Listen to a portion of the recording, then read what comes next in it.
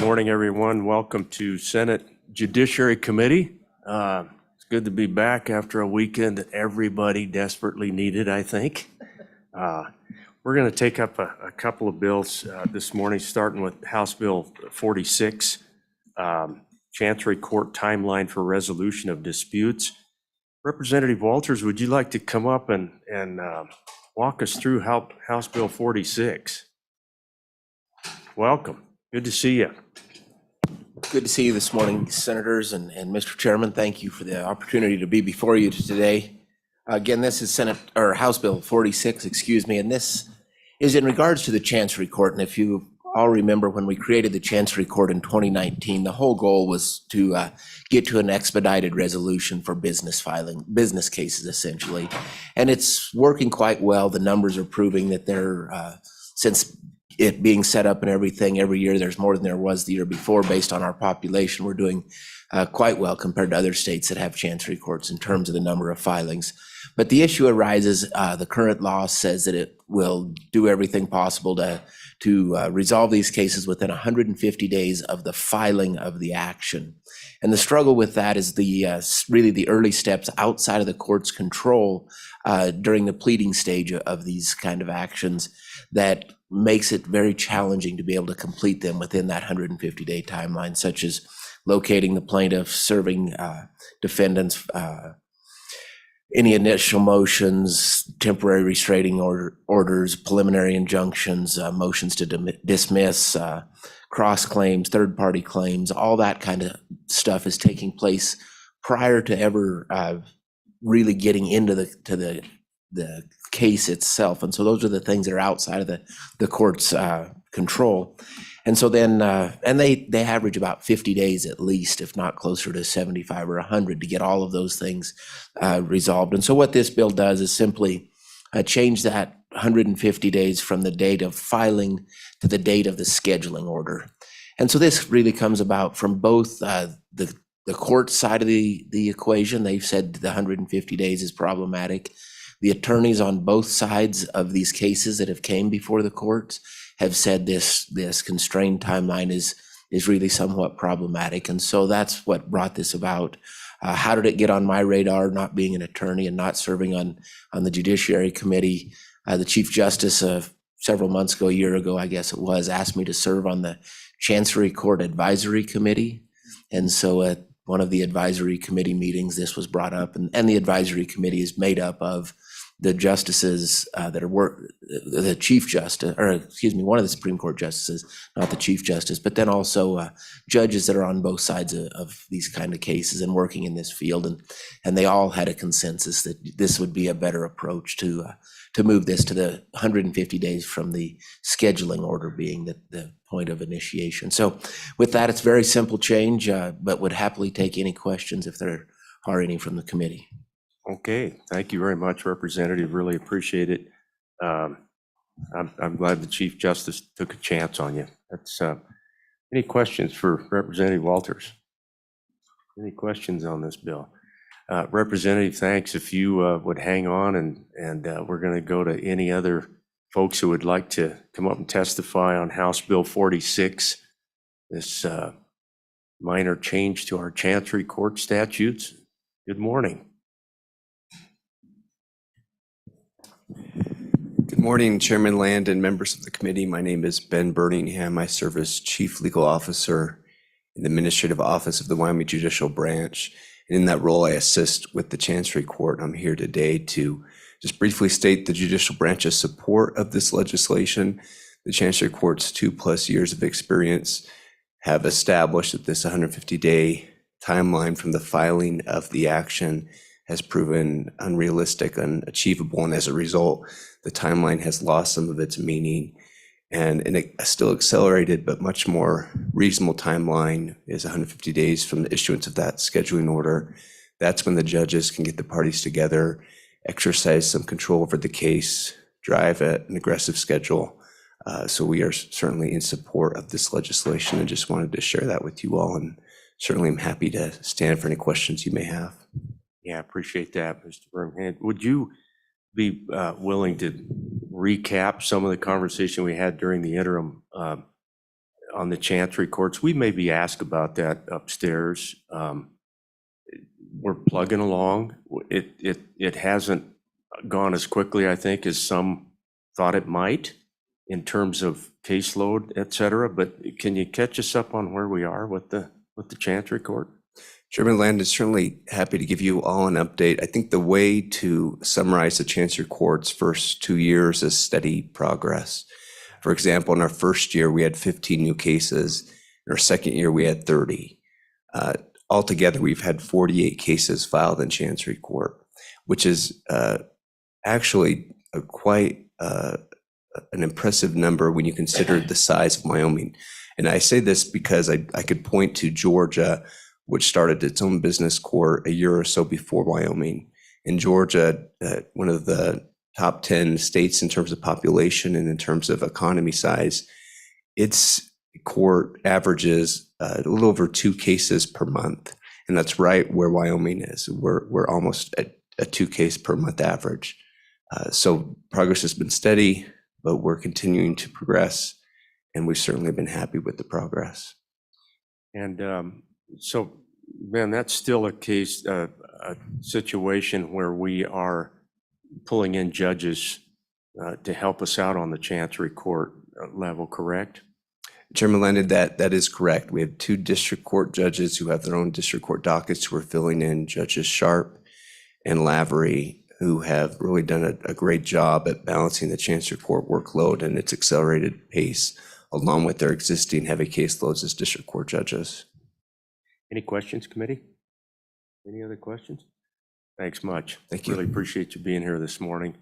Does anyone else want to come up and testify on House Bill 46? Is there any public testimony on House Bill 46? Pierre, anybody online this morning? Okay, we'll close public testimony. Move do pass by Senator Case. Discussion on House Bill 46. Okay, Pierre, please take roll on House Bill 46. Senator Case. Aye. Senator Cooper. Aye. Senator Furphy. Aye. Senator Schuler. Aye. Chairman Landon. Aye. 5 ayes. Excuse me. So House Bill 46 will go to the Senate. Representative Walters, thanks for coming over this morning. That's a good little bill. We'll try to take care of it upstairs. Okay. All righty. We'll take care of it. Have a great day, Representative. Thanks for all your hard work on the other side. Okay. Okay, the next bill for our consideration committee is House Bill 81, Public Officer Training Amendments. Representative Banks is with us this morning. Nice to see you, Representative. Can you walk us through House Bill 81? Mr. Chairman, thank you. Good morning. Glad to be here with you and present House Bill 81. This was brought to my attention over the interim by a large number of my constituents who were kind of feeling the heavy hand of this public officers training. And so what I had done was reach out to the Department of Audit who administers this and see what we could come up with. And they were tied by this statute. And so what we did was some of us legislators got together with some county officials and corrected some of this language so that we could have flexibility with both the department as well as flexibility for officers to fulfill their commitments. And so that's what this bill does is goes through and fixes some of that language and reduces the redundancy that we see as well.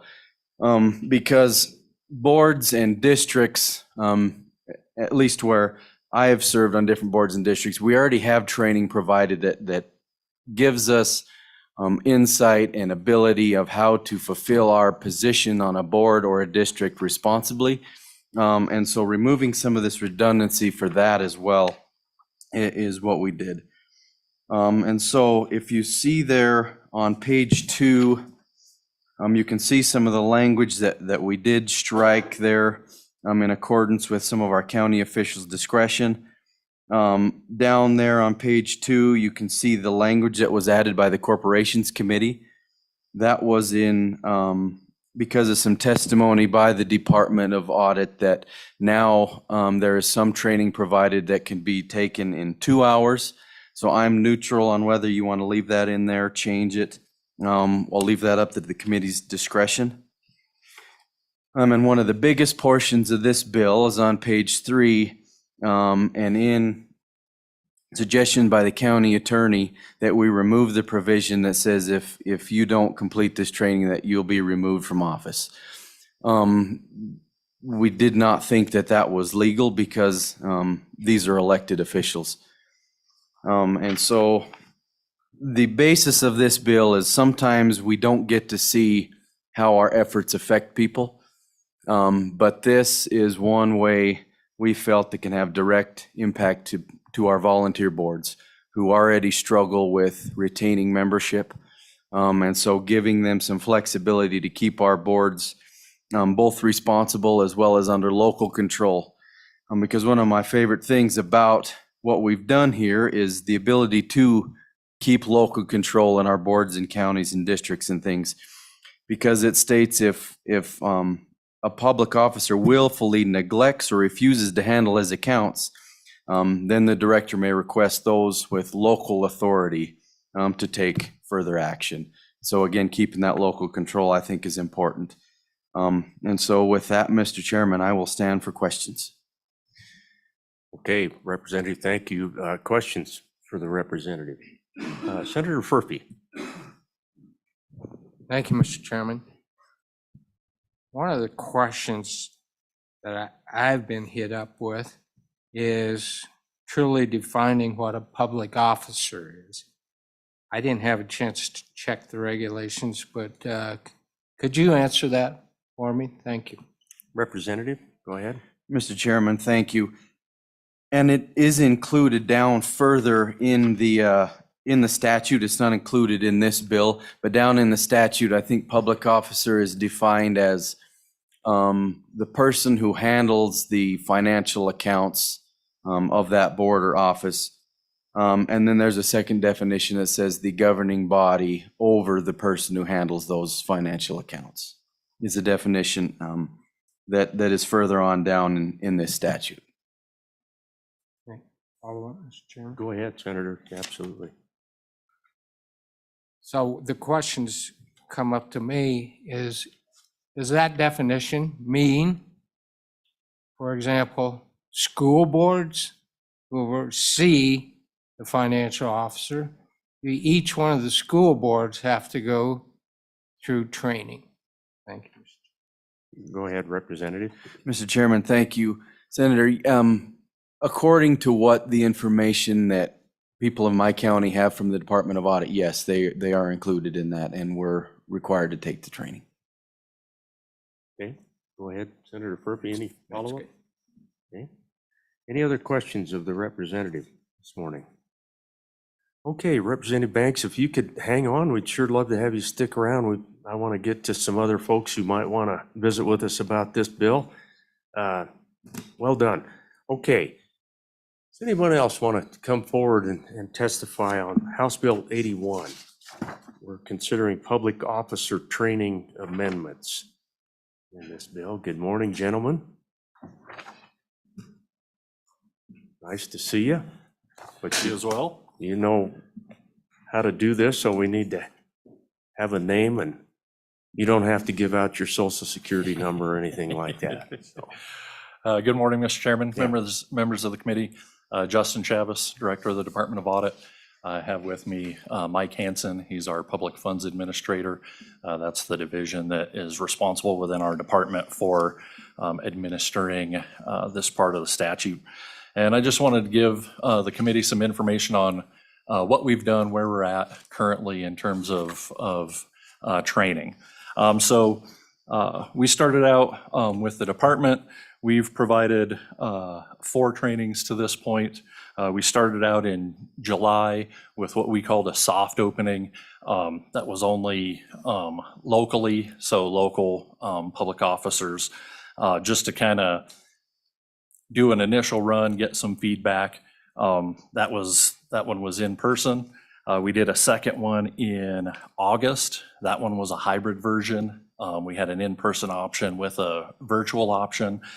We had a little over 100 people attend in person, about 750 people attended online.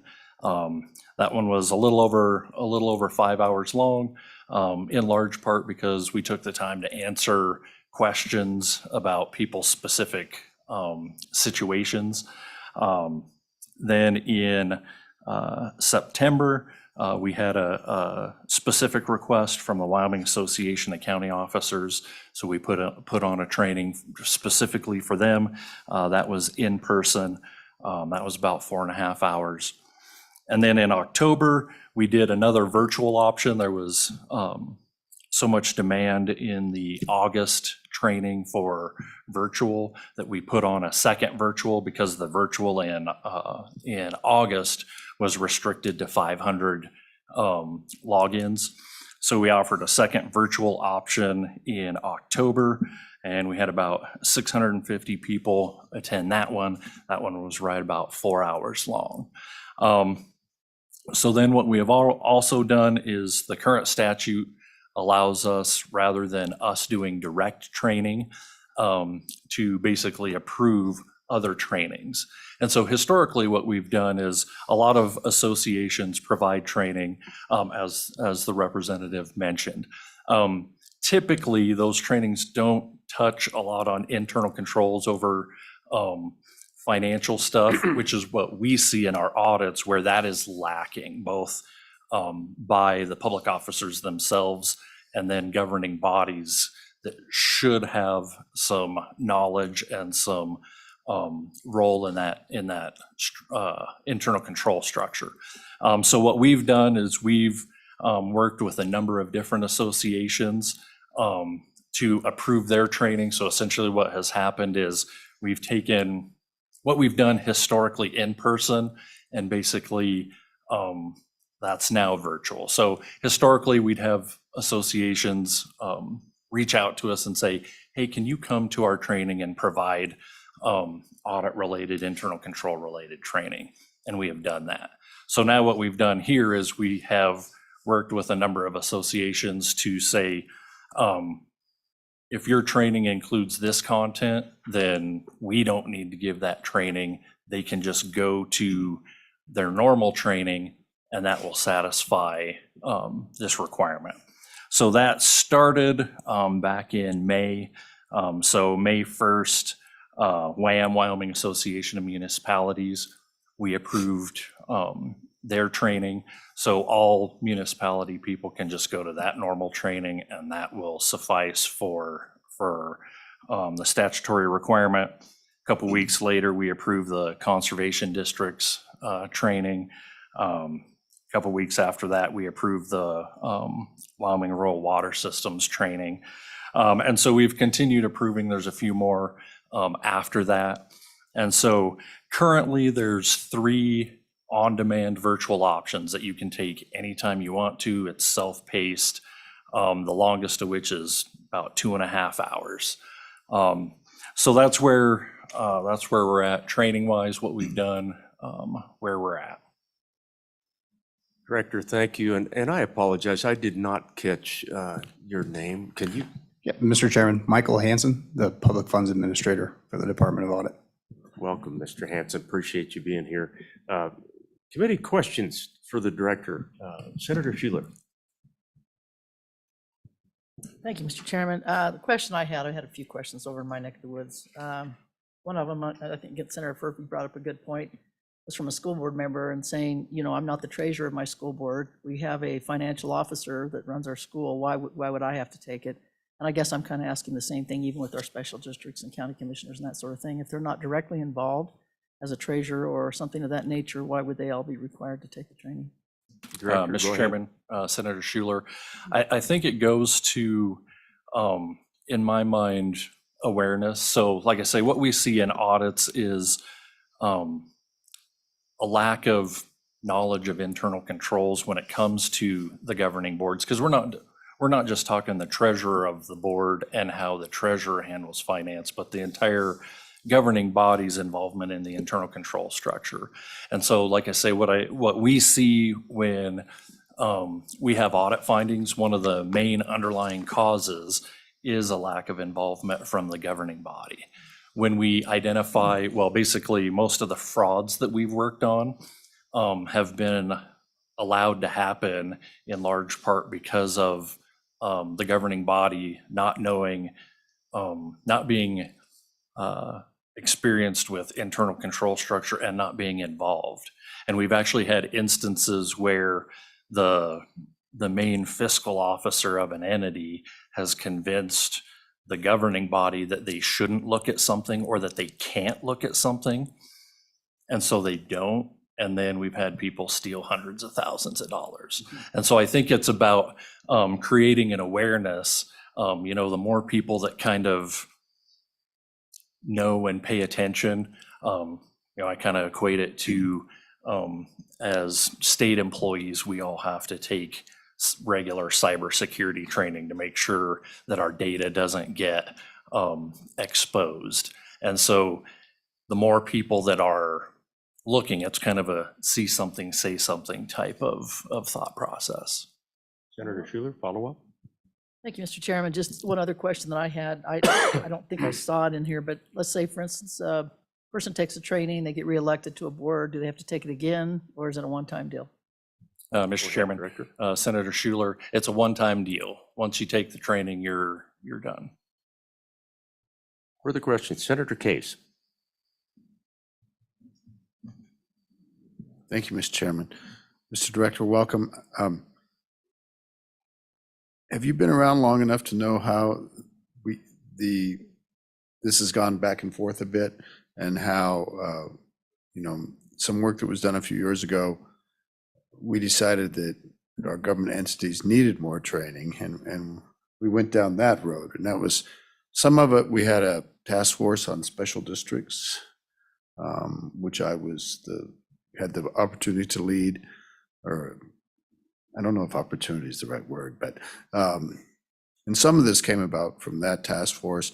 There have been other instances of really dysfunctionality, of lack of even having accounts for some of these entities. I mean, can you give a flavor of the circumstances that brought about the law that we're now seeking to change? Go ahead, Mr. Director. Chairman, Senator Case. So I've been with the department for a while. I do remember the Special District Task Force. There was also similarly some work done on towns because of what was going on with towns. And so I think for our part, kind of working through Management Audit Committee is where some of this came from. You know, so there's a number of entities, so probably almost 600 special districts that have no, I'll say, independent financial oversight. They're not subject to an audit. They fall under our purview, but we have 6 people in our department to audit local government. So you have hundreds of special districts that are operating, have, like I said, have never had any audit. You also have towns. Towns aren't subject to regular audits like first-class cities are. And so there's 70-ish towns. Some of those towns elect to get an audit every year, a CPA audit. The vast majority of them don't. And so if I remember correctly from like the town work through the legislature, that there were towns that hadn't been audited in a decade. And so when we go in, it's pretty common to find issues both with compliance with law, how they're administering their accounts, internal controls, stuff like that. And Mr. Chairman, Senator Case, go ahead. I follow up a couple more times. So in the case where you find those irregularities, how do you handle that? Do you just drag the people out and shoot them in the street, or how do we work to remedy the situation? Yeah, go ahead, Director. Mr. Chairman, Senator Case. So generally, when we do an audit, we'll go out, what we find, then we have an exit conference with the entity and go through all of our findings and what was identified as the cause and what our recommendation would be to rectify the situation. Beyond that, we really have no enforcement authority. And so our current practice is, maybe 2 years after we go in and do an audit, we'll do a follow-up. It's not a full-blown audit, but we reach out and say, here's the findings you had. What progress have you made towards those, correcting those findings? Sometimes they're corrected, a lot of times they haven't been. And then that's kind of what led to management audit committees kind of direction is it's common for us we come back in and it's still the same findings. We come back in and it's still the same findings. Go ahead, Senator. So, and Mr. Chairman, in those cases where that happens, is there harm to the taxpayers? I mean, how are taxpayers harmed in all this? And then I'm going to ask about illegal activity after this, but I'm talking about just negligence, just, improper procedures, no double entry, just how are taxpayers harmed by that? Mr. Chairman, Senator Case, I think there's the potential for when you don't correct issues, there's the potential for abuse, there's the potential for fraud, and then just poor information. So for example, we publish the cost of government report on an annual basis. And so some of that data is audited. The large majority of it is self-reported. And so if you have a poor internal control environment, then whether or not you can really put a lot of stock in those numbers then becomes questionable. Because a lot of times when we go in and do an audit, what we find is those numbers that were reported weren't accurate. And then Keep going. one more. Oh, One more would be to turn to the issue of fraud and illegal activity. Does that happen in Wyoming? Could you describe maybe the breadth of, maybe in the past decade or what, I don't know, somehow give us a flavor for the extent of fraud and abuse and even criminal activity? Sure, yeah, Mr. go- Chairman, Senator Case. So our department specifically, historically, we probably are asked to assist on 3 to 5 fraud investigations per year. Typically, those end up in the 6 figures somewhere for what is identified. And that's just our department. A lot of times DCI will ask us to assist or local law enforcement, but those entities also will do investigations without involving us. And so fraud definitely happens in Wyoming. And like I say, we could probably take up a few people's time all year long on an annual basis working on it. Keep going, Senator. So I'm hoping for some more like graphic example, like I know there was fraud within the town of Pavilion. I'm very aware of that. I know that there have been outright thefts in other areas, embezzlements, people using the checkbook or the credit card for personal activity, sometimes thinking they're going to pay it back, sometimes not being clear about whether what they're buying is personal or for the entity. Can you give, I'm not trying to drag people's names through the mud here. That's not what I'm trying to do.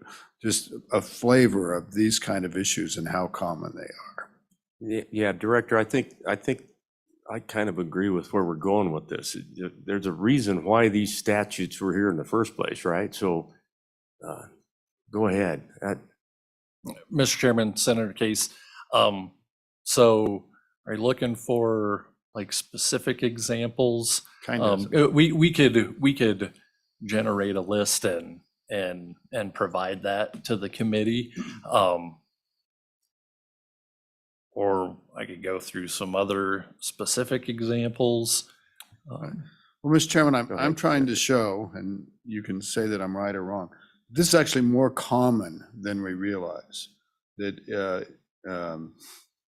irregularities bordering from mistakes to fraud, to criminal activity, is more common than we are aware of and that your actual citizens are aware of. That when you learn about them, you're going, wow. And so the basic point is, it's easy to get to be a public official, be on a board. We're desperate for people to do that. But there is an obligation, and you have kind of the opportunity, if you're a bad actor or slip into careless practices, for things to get worse. And sometimes it's a slippery slope in the sense that it may make sense early on, but then it gets bigger and bigger and bigger, and you get caught up in it. And that's on the illegal side, but sometimes just careless practices, not accounting for people paying their water bills. So I'm trying to give a flavor of what happens out there in the real world. Sure. And examples would be great, or So Director, you want to weigh in on that, and would appreciate your thoughts. Mr. Chairman, Senator Case, I agree. I think more happens than what people would probably think of. You mentioned the town of Pavilion. We worked recently on the Goshen County District Court. We've worked recently on a senior center. We're currently in process with an investigation with a special district. Like I say, we work on around a handful a year, and that's just the ones we have involvement with. And then I think there's a lot of unknowns, because like I say, there's 600-ish special districts that the vast majority of those probably have never been audited. So there could be fraud going on and nobody knows. And in Wyoming, we have a lot of smaller entities. And typically what you see in the smaller entities for internal control problems is lack of separation of duties. And so in a lot of these entities, there's one person and nobody else is looking. And then it becomes easy. I do agree. I think a lot of it starts as, well, I have a need and I'll pay it back.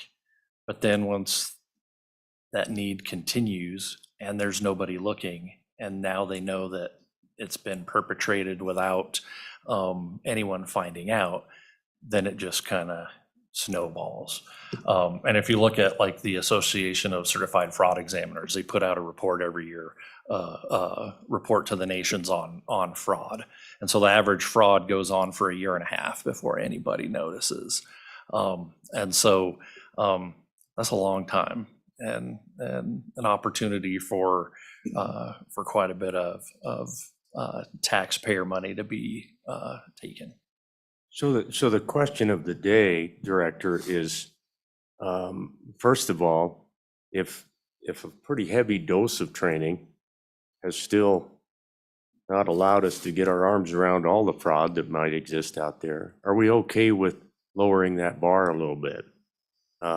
Help us get, this committee needs to get to the idea of, well, are the other entities as rigorous as the training that you provide, for example? Are you comfortable with this bill? Mr. Chairman, I think the amount of training in terms of hours is a policy decision on your guys' part. What I will say is, historically, a lot of training hasn't been required. There's been a lot of training offered, but not required. And what we see is the ones that should be there are the ones that are not there. The ones that are there regularly, we tend to not see as many issues with. But when we look at, when we'd go to trainings and who's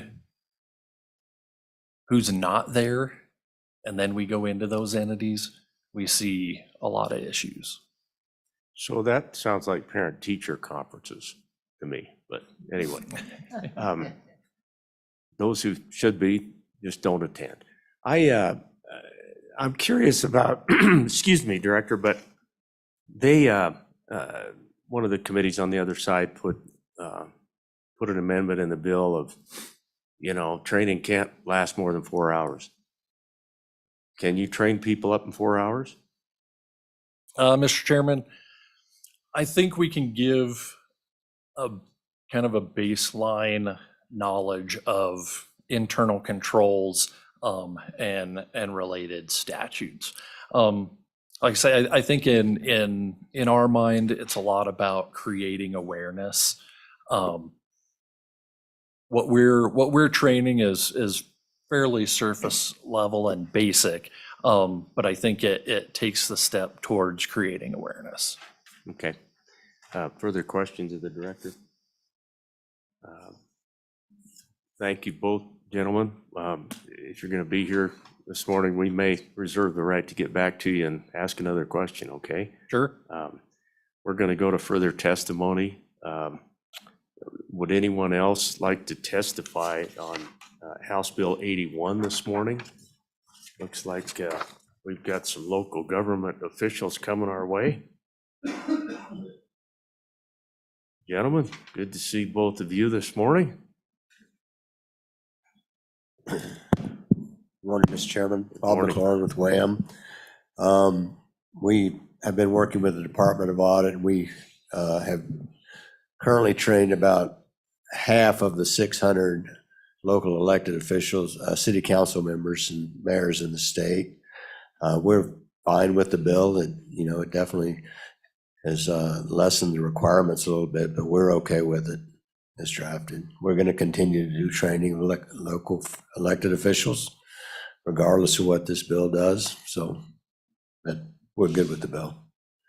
Thank you. Good morning, Mr. Chairman. Bill Novotny, Johnson County Commissioner here on behalf of the Wyoming County Commissioners Association. Mr. Chairman, we also are okay with the amendments that have been made to this. We want to emphasize the importance of offering some flexibility with these trainings. We think it's imperative that we provide these educational opportunities, and certainly we were doing them for our commissioners before this statute was enacted last session.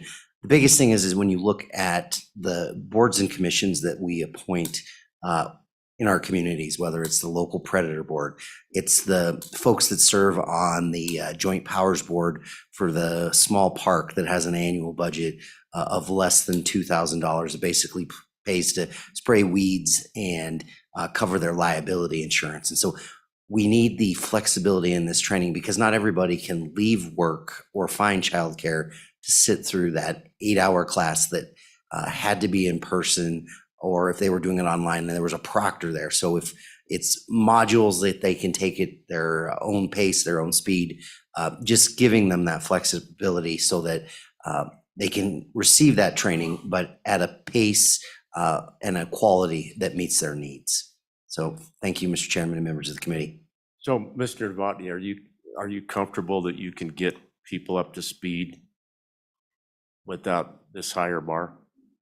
Mr. Chairman, I do believe we can, and certainly I've been through the training, and I think there were some components of it that maybe weren't necessarily entirely relevant, and so I think that condensed focus time in 4 hours with a good rigorous curriculum where they get in and it's focused, I think it can be done. Questions? Go ahead, Senator Schuler. Thank you, Mr. Chairman. My question is, how many of these folks are doing it online versus in person? And do you think one is better than the other, or are they similar types of training? Mr. Chairman, Senator Schuler, you had those initial offering of the in-person, so I don't have an exact figure. We don't get necessarily an accounting from the Department of Audit of who in our county has gone through.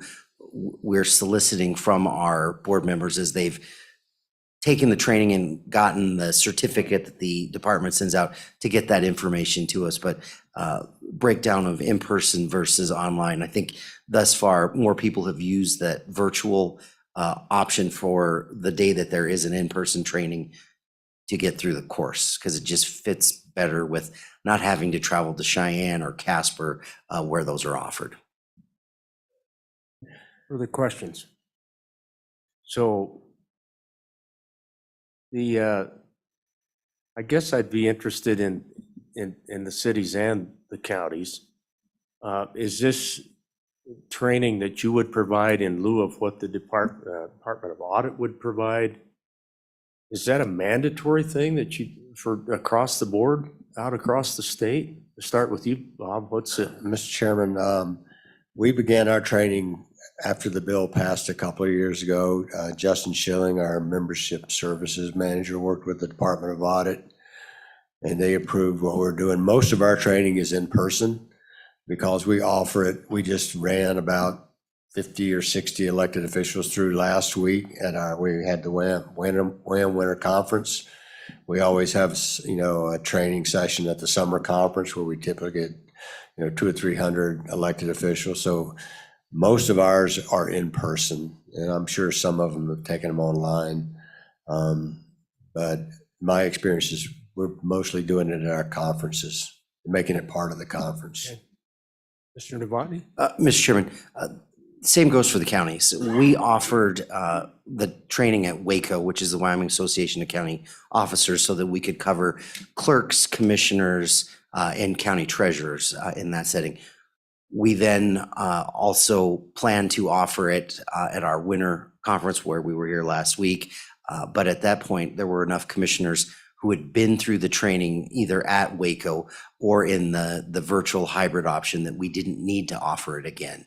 So our plan is to work it into our regular curriculum that we do for our new commissioner orientation and education. And it's one of those deals that they have to show up to get that training because we like it in person so that there's that level of interaction. But again, the ability and flexibility for our folks that are down the ballot a little bit, that are serving on the library board or these other boards that need that flexibility, because those don't typically have an association or an annual conference where they can go to receive that kind of training.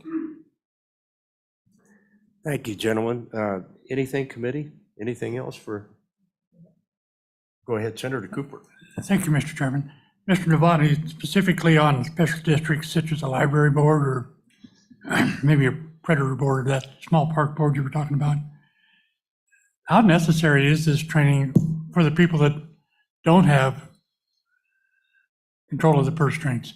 I agree with if they have any kind of access to a credit card or the checkbook that they should have training, but these positions are so hard to fill. Is it really necessary to go that far down the line? Mr. Chairman, Senator Cooper, that'll be, again, a policy decision for you, but I do think that we need to remember that over the course of serving on a board, you see folks move into different roles in those boards. So maybe you didn't start out as the treasurer of the predator board, but you were in the chairs long enough that you had to climb up and eventually be either the chairman or that treasurer. So I do think there is value in having that training if it's offered in a way that meets people's schedules. But all of those board members do vote on the budget. They may not necessarily be the ones opening the mail or writing the checks, but they do have a fiduciary responsibility for those dollars that come in, whether it's a predator board or it's a mill levy. Senator Case. Mr. Chairman, kind of following on Senator Cooper's question to Mr. Novotny. So Mr. Novotny, I can just think if you have a small board and someone has gone through the transition of taking a little bit of money, thinking they're going to pay it back, maybe paying it back, then later on they realize nobody catches them. Later on, they may have developed motivations where they're mad at they get angry at some reason. And so then they decide it's morally right what they're doing. It happens all the time. People talk themselves into it.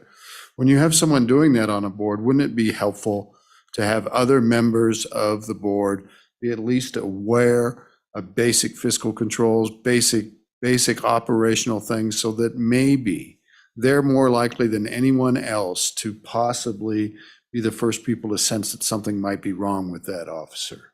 And I throw that at you. Isn't that a possibility? Bob or Bill, who wants to handle that? That was Mr. Novotny. Mr. Novotny, go ahead. Mr. Chairman, Yeah. Senator Case, thank you, and thank you for your time on the Special District Task Force. I Yeah. enjoyed our never time get there that together mic when back. we talked about a cemetery district. Mr. Chairman, Senator Case, I do think making that training available to anyone that is going to be on those boards is important. And again, it's a policy decision how far you want to cast that net, but I do think it's valuable to make those trainings available for everyone who's going to be involved in handling any public funds. Mr. McClary, do you want to weigh in on that? I would agree with Mr. Novotny. I mean, like the director spoke earlier, just an awareness of internal controls, I think, is beneficial, even if you're not controlling the checkbook or the credit cards. Okay, thank you. Senator Schuler. Thank you, Mr. Chairman. I know this is fairly new, but I guess I'm looking at page 3 and looking at the willfully neglecting or refusing to get the training. Do you think that, for instance, the county commissioners or a mayor would be okay with removing someone from a special district or from one of their boards that they've appointed if they just say, I'm not taking that training, forget it? I can see a couple of timers in my area that might just do that. So what are your thoughts on that? Well, we don't have any of those up in our district, I'll tell you that, but maybe over there. Mr. Chairman, Senator Schuler, that is going to be a difficult situation because I have actually had several members of boards, a solid waste district and also a predator board, who said that they are not necessarily interested in taking that training. And we're going to just have to deal with that when we hit that July deadline. But I do think giving them the opportunity to take the training at their own speed, at their own pace, in an environment that works best for that schedule would work much better in getting the most members trained than you either have to travel to Casper or Cheyenne and sit through an 8-hour course. So I hope that by modifying this as the House has done, that we are able to get a higher level of completion and compliance. Gentlemen, thank you. Appreciate it. We may ask you a question later. Okay. Let's go to further testimony on House Bill 81. Is there anyone else wants to come forward? Good morning. Boyd, we know you, but please do that formal thing for us. Mr. Chairman, Boyd Brown, Wyoming School Boards Association. Again, we want to appreciate the work that the House put in and the flexibility they put in, and do believe that the 4 hours would be enough. I do believe originally school boards did not believe that they would be involved in this, but they are. And so we do support the reduction to 4 hours, think that we can get at least the work done with the rec districts and the school boards that we oversee and BOCES boards done in the 4 hours. Again, we're a little bit different. We're very familiar with audits. We get federal audits, we get state audits, we get our local CPA audit on a yearly basis. The state auditors come in, I think it's once every 4 years or 5 years to audit each school district, and we square up with the state one way or another each time. And then there are usually, I don't know if they've done a blitz audit lately, but they do blitz audits on specific areas too. So again, I think that we have a different look at it whenever we talk about our school boards, and we try to do a great job of working with them, but feel like the 4 hours is something that we can do and support that. And with that, I would answer any questions. So, Mr. Brown, is that mandatory for school board members to take that training? At this point, it would be mandatory under the statute, yes. I would say that we don't have a formal training that we've gone through. We are working with the department to have a formal training that we would have that would work with that, and it would be specific to school districts. But I guess I would speak from experience in 3 different districts. I had Don Dealey as a business manager in Campbell County who did training for my board, and we worked with internal controls up there. I had Jed Ciccarelli in Laramie 1, who I think did a great job with my board on doing trainings down here.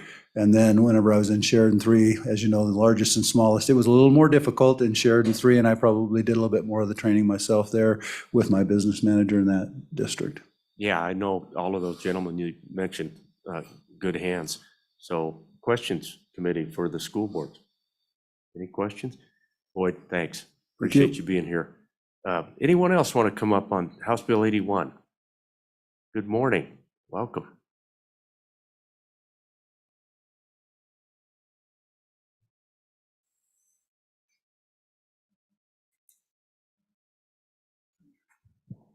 Good morning. Holly Kennedy with Wyoming Association of Conservation Districts. Thank you for the opportunity to be here today to testify on this bill. This one is important to us as we do operate as special districts.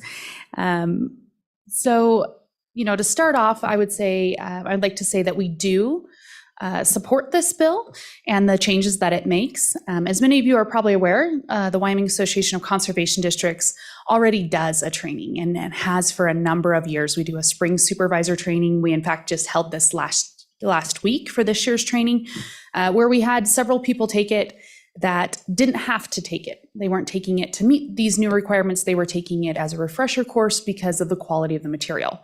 We do agree that there is important material provided within the trainings, and a lot of this information is very important to the operations of districts. However, we don't agree with the way it's currently being mandated. We don't agree with the current system. We feel that it is a situation where you're governing the masses for the minority, and perhaps there's a more tailored approach. Perhaps there's a road where Department of Audit can work to identify which special districts and other entities need help in providing these trainings. Because a lot of these entities already are providing these trainings and do have a good track record with these audits and with making sure that they have good actors in place, if you will. And so we think that there is a different approach to be had. And with that said, part of the reason why we come from this perspective and this angle on this is given the nature of who serves on our boards for the conservation districts and many of our boards. There are people that are primarily rural, people that live a long ways out of town, and it is a large commitment to make a volunteer drive into town and sit in a basement for 8 hours and undergo one of these trainings.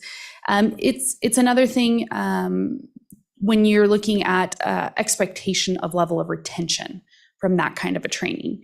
I think many of us in this room have undergone different trainings through the years where we were in a similar situation where you were sat in a room for 8 hours and provided not the most invigorating information you've ever heard, and then expected a level of retention that goes on in perpetuity. That happened in the Senate on Friday. I don't know about these guys, but no, I'm sorry. Keep going, Ms. Kennedy. I appreciate your nod to the sentiment.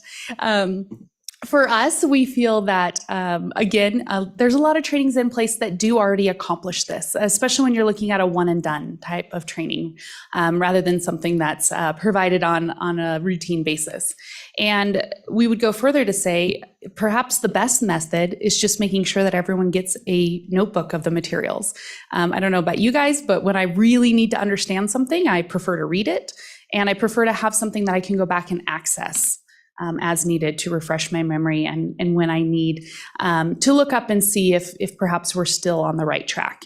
And so I think in the bill in its current form, it still outlays a lot of the expectation for these officers, the expectation of training, the expectation of knowledge, and things like that, while maybe taking a step back towards that middle ground just a little bit. And we all well know how many Wyomingites are and how independent they are, and sometimes just the removal of certain phrases goes a long ways towards voluntary compliance. Thank you, Ms. Kennedy. Appreciate you being here. Questions for Conservation Special District? Senator Schuler. Thank you, Mr. Chairman, and this might be something to the representative. I just thought about this, but I know you mentioned, or someone mentioned earlier in their testimony about us getting a certificate of completion of some kind. I don't see anything in here that requires that. Is that something that the conservation districts do right now? Ms. Kennedy, go ahead. Chairman Landers, Senator Schuler, thank you for that question. Yes, so we actually currently do have where we keep a record for going through our spring training, and then those individuals are actually recognized at our annual meeting every year. Wow, I just thought of spring training. Go ahead. Yeah. Yeah, he's not thinking of the same kind of training. Anything else, committee? It's a training of the mind. Yeah, there you go. Ms. Kennedy, appreciate you being here. Thank you. Thank you, Chairman. Anyone else in the room want to come forward on House Bill 81? Anyone else? Come on up, Director. We were going to get back to you, so that's good of you to come forward. Observations from Mr. Chairman. testimony this morning. Go ahead. I just wanted to bring up one other point that I forgot to bring up when I was up here the first time. So currently, the law allows us or provides for rulemaking authority. And so what we've done through that is created some flexibility where we've said, hey, if by education or certification, you have this background, then that basically meets the training that we're looking for. And so we've said, you're good.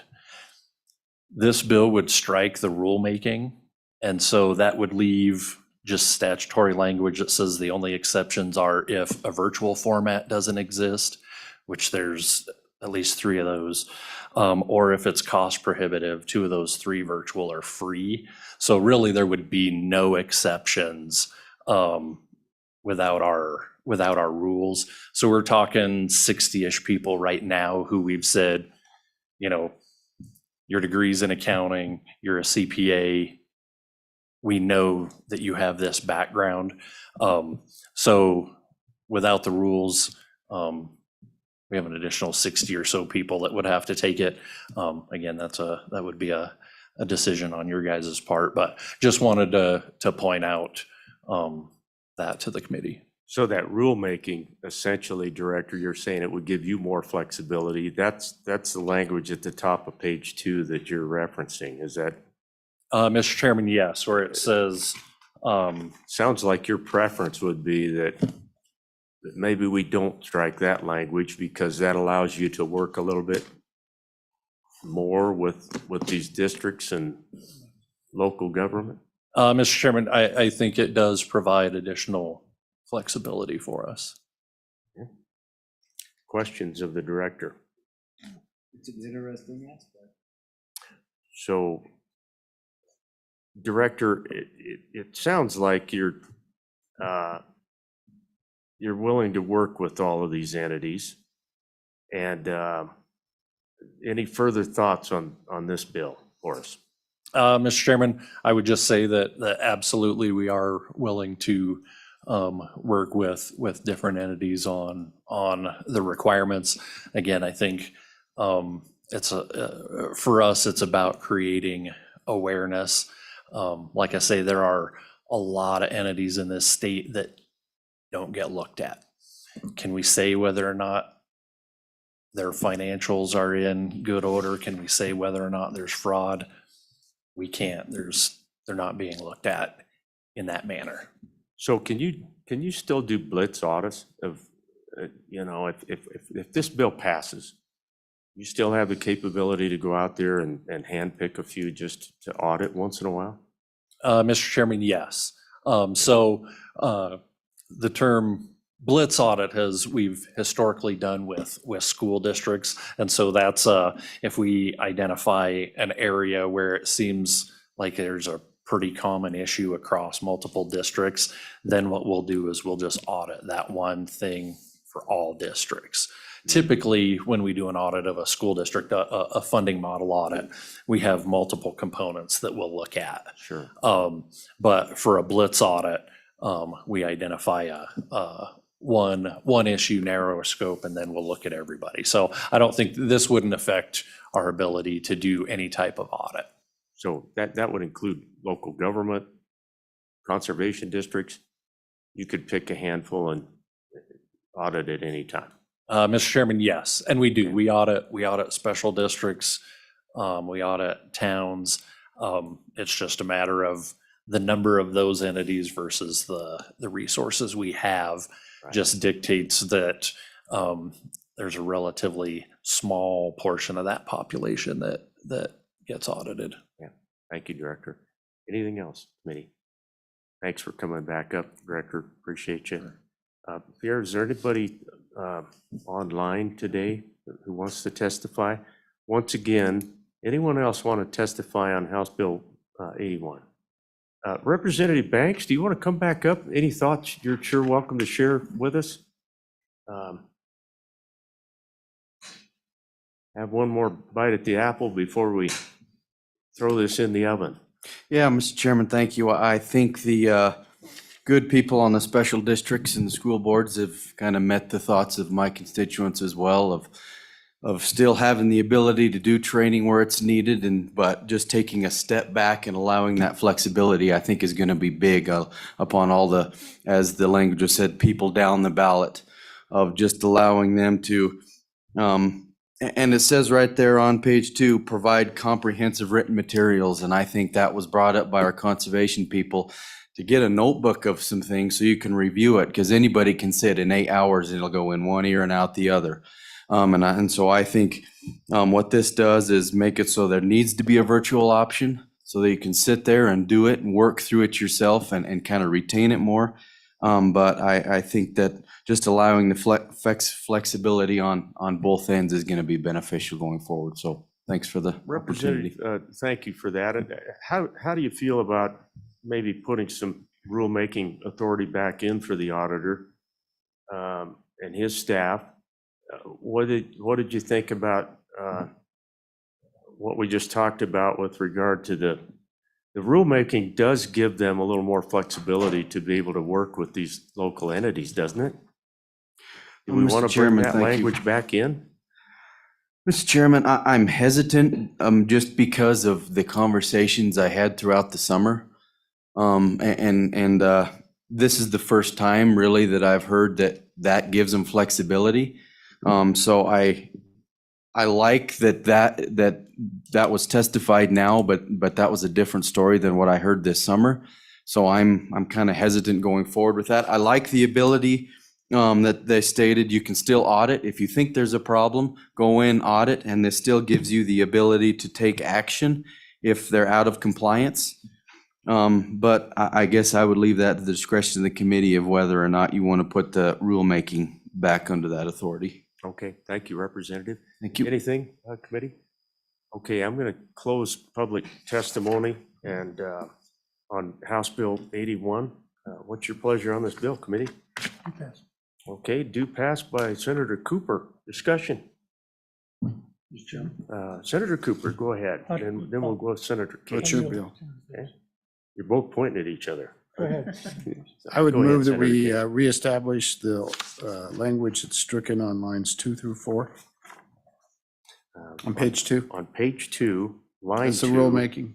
To bring all of that language back in, Senator, or do we strike the director shall? Let's see. Yeah, you'd have to bring it all back in, wouldn't you?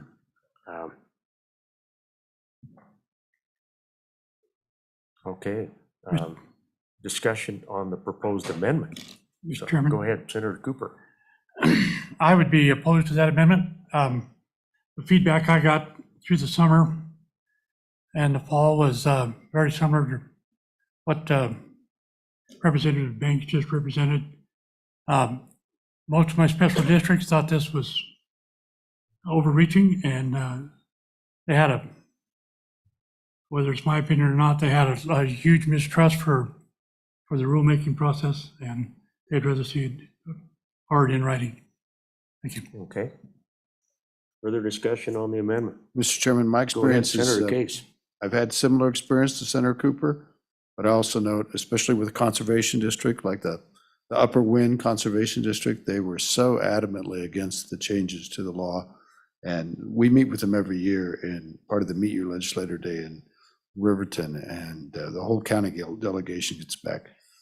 You know, they've come around, and they're more comfortable with where they are. They now got their tax passed, which was the first time ever. And so, you know, there's a lot of public interest there in them having the training. And of course, the conservation districts in general do a very good job. We all know that. But you got to allow for this flexibility. Believe me, the Department of Audit hears loud and clear that people are worried about this being overburdensome. And they've used this rulemaking to make it less burdensome, and you want to take that away from them. That escapes me. So Senator Case, I appreciate that. I'm looking at the language, and the piece of the language that hangs me up just a little bit, committee, is that establish minimum training requirements.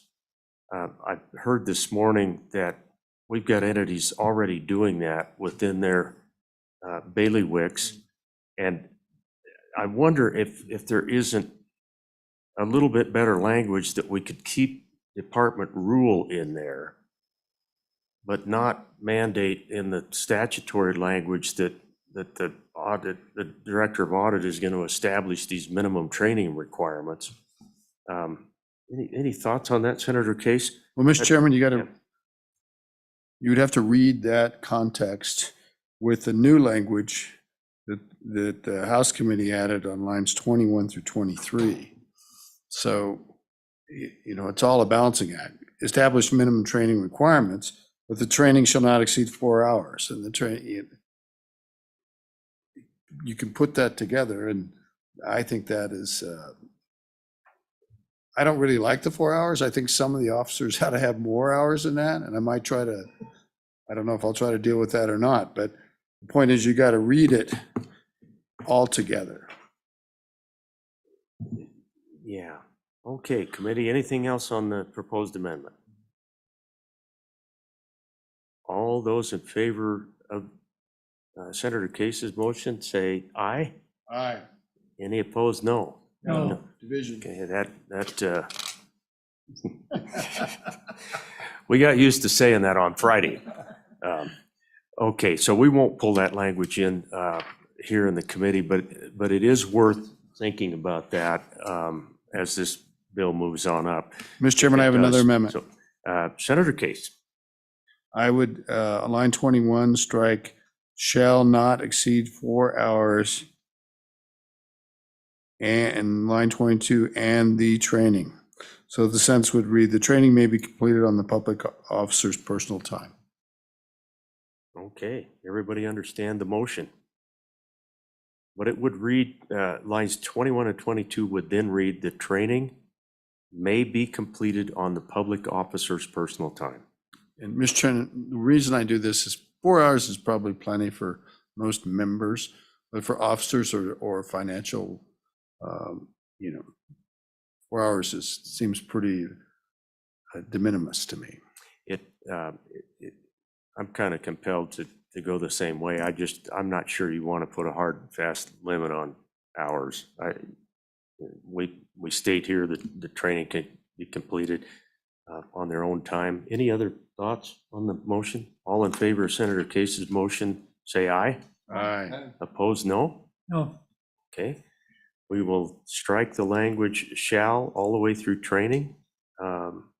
Pierre, do you have that? I do. Okay. Anything else on the bill? Okay. Pierre, would you take roll on House Bill 81, please? Senator Case, No. Senator Cooper, Aye. Senator Furphy, Aye. Senator Schuler, Aye. Chairman Linden. Aye. 4 ayes, 1 no. Okay, House Bill 81 will go to the Senate. Representative Banks, thanks for your time this morning, and thanks for your work over there. Have a great day. If Senator Cooper's too busy, I'd be happy to carry it on. Yeah, I think we've got somebody good to carry that. Appreciate everybody being here. Thank you. Committee, we will have, I think, a couple of committee bills read in today. We'll try to take up those Judiciary committee bills on Wednesday, and then probably get back into a couple of personal bills from the other side on Friday. But Pierre and I will let you know what we think we ought to be doing on Wednesday. Plan on an 8 o'clock meeting, and we may try to knock out 2 or 3, maybe even 4 bills. So, because some of those we've worked before. We're adjourned. Thank you.